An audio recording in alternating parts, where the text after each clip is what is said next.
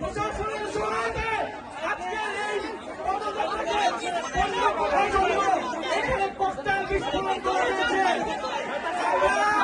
এই সরকারকে, এই স্বরাষ্ট্রমন্ত্রীকে হুঁশিয়ারি করতে চাই, বলতে চাই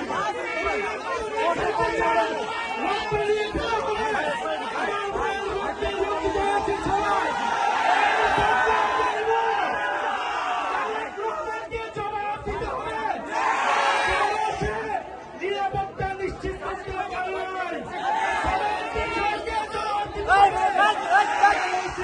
করতে নিশ্চিত করতে পারে নাই। আপনারা ককটেল হুটান গুলি চালান, বোমাবাজি করুন, এনসিপির জুলাই পদযাত্রা চলমান থাকবে। প্রত্যেকটা উপজেলায় আমরা জুলাই পদযাত্রা নিয়ে যাব, জনগণের গণনায় বাস্তবায়ন করব, হত্যাকারীদের বিচার নিশ্চিত করব এবং সীমান্তের সুরক্ষা সহ তরুণদের কর্মসংস্থান সকল দাবি আমরা নিশ্চিত করব। আমরা হুঁশিয়ারি দিতে চাই, এই সবার যারা দায়িত্বরত হয়েছে, পুলিশ প্রশাসন, ডিসি, কেন বিদ্যুৎ অফ হয়ে গেল, কিভাবে ককটেল বিস্ফোরণ হলো, এমপি সে কি করে, সে কি নিরাপত্তা নিশ্চিত করেছে এলাকাবাসী,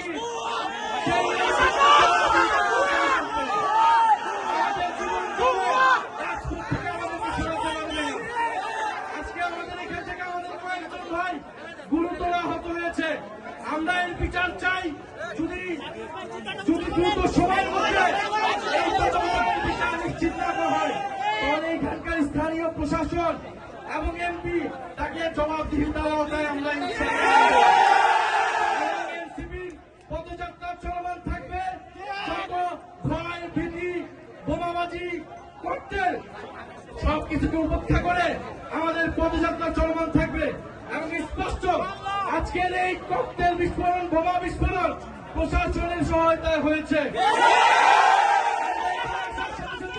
কেন বিদ্যুৎ বন্ধ করে দেওয়া হয়েছিল, বিদ্যুৎ বন্ধ করে দিয়েছিল, স্পষ্টভাবে আমাদেরকে খুন করার পরিকল্পনায় এখানে বোমা বিস্ফোরণ করা হয়েছে। বিচার চাই, কোন সন্ত্রাসীর ঠিকানা এই সাভারে হবে না।